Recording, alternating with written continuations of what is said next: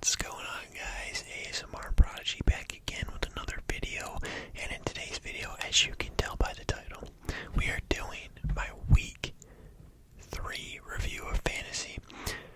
My fantasy football team did, and if you can look right here, I am 1-2, and I lost by 10 points. So let's take a look at the box score, and then we'll see where we go from there. So yeah, I lost by 10 points.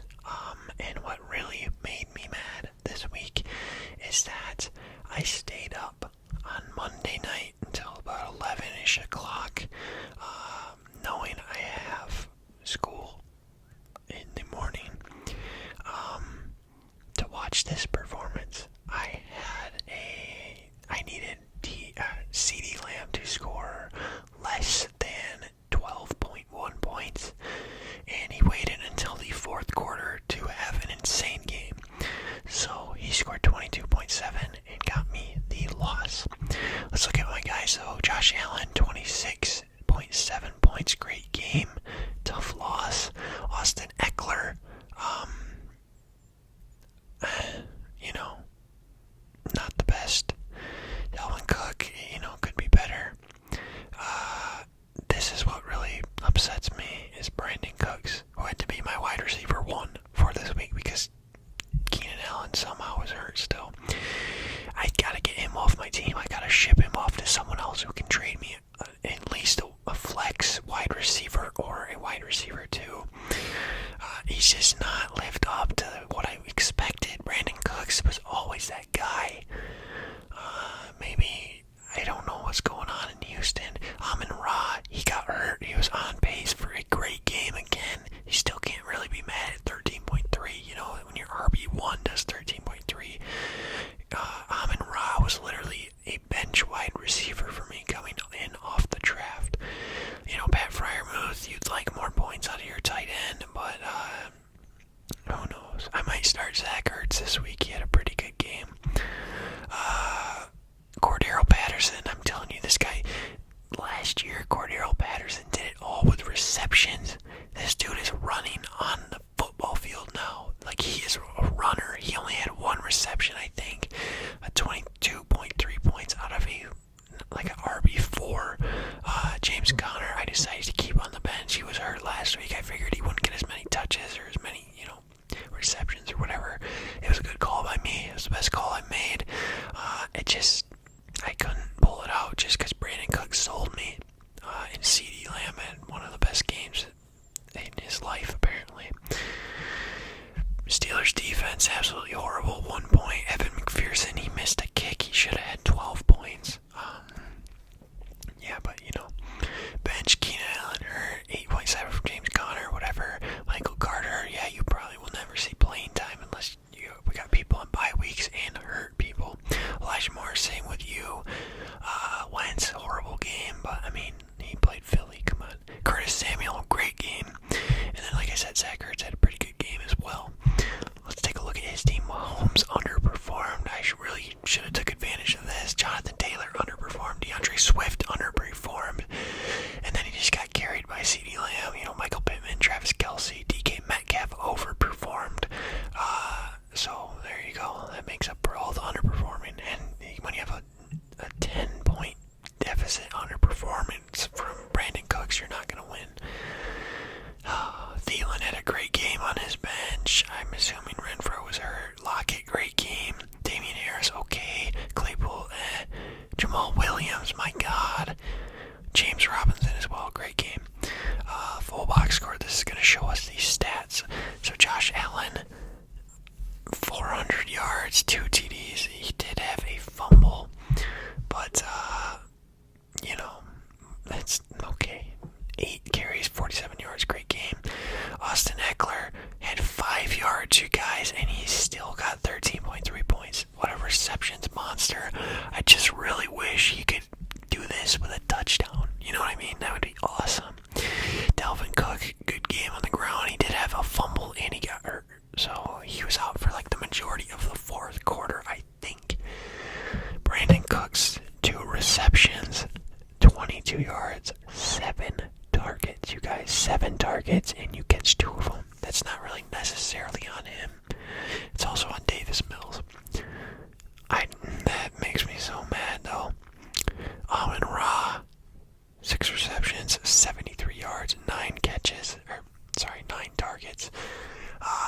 I said, he got hurt. Amon-Ra was out like the majority of the second half, which sucks. He was on pace for a great game.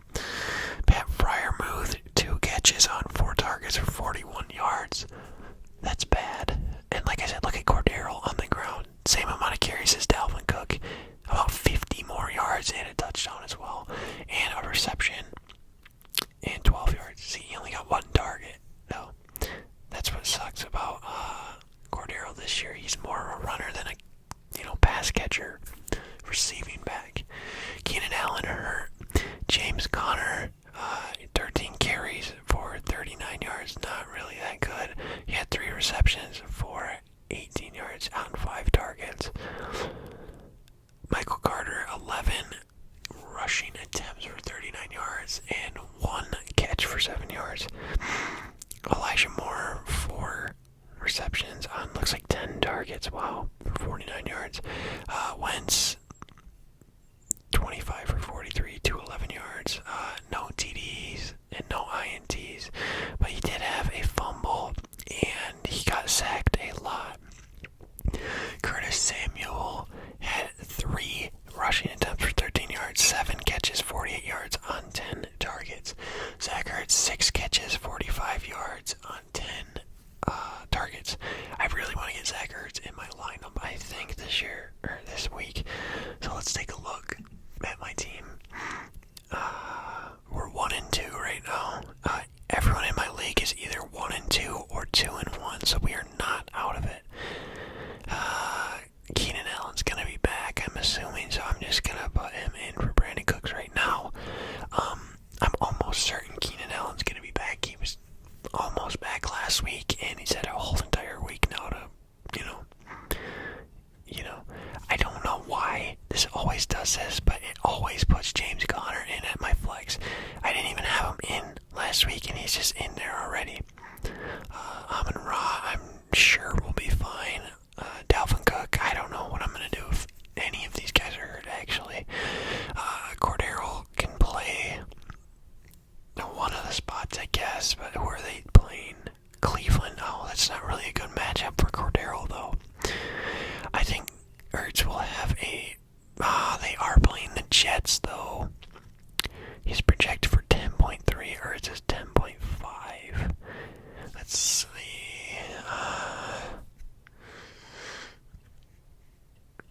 Oh, man, what do I want to do? I think I'm going to have to start Ertz. I love Pat Freiermuth as an end zone target. But how often are the Steelers in the end zone? Or in the red zone? I keep saying end zone, I mean red zone. Pat Freiermuth is a great red zone target. We're going to give Ertz the start this week. And I think we're going to have to keep Conner in. I think he'll have a pretty good game. So this is the lineup I'm rocking with. If Cook, Allen, or Amon-Ra are out, obviously we're going to have to slot Brandon Cooks back in. And then probably, if Cook's out, it's going to be Cordero. And if both wide receivers are out, I'm going to put Curtis Samuel in. I think my order goes on my bench. If I'm looking at my bench right now, the pecking order, depending on, so let's say the flex spot is open, I'm putting Cordero, then I'm going to put Brandon Cooks, and then I'm going to put Curtis Samuel, then Michael Carter, and then Elijah Moore, and then obviously Pat Freiermuth would probably never go in there. I'd probably just pick up our running back off waivers. This is the team. Let's actually, can we look at, this might take us to what I'm looking for. Yeah, this is the waiver wire. Did someone drop J.K. Dobbins?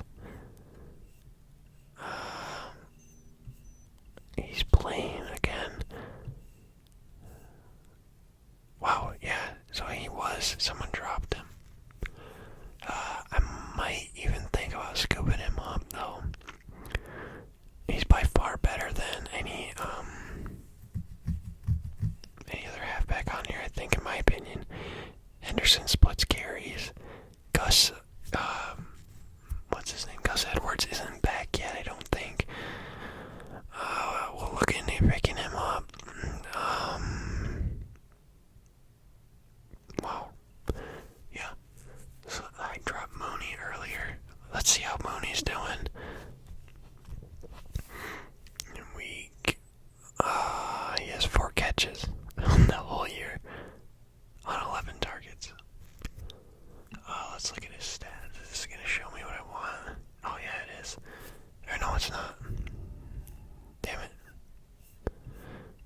that's weird. Why doesn't it show me? Whatever.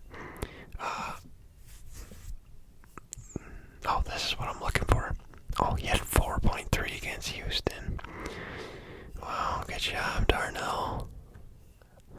Alright, boys. I don't think I got anything else to say. We looked over my team. We got Ertz in there. We'll probably end up having to take one of these guys out. But we'll get there when we get there. Nobody plays on Thursday except for Evan McPherson.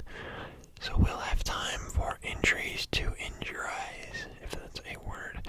Anyways, y'all, I appreciate you for watching. As always, look forward to seeing you in next week's fantasy review.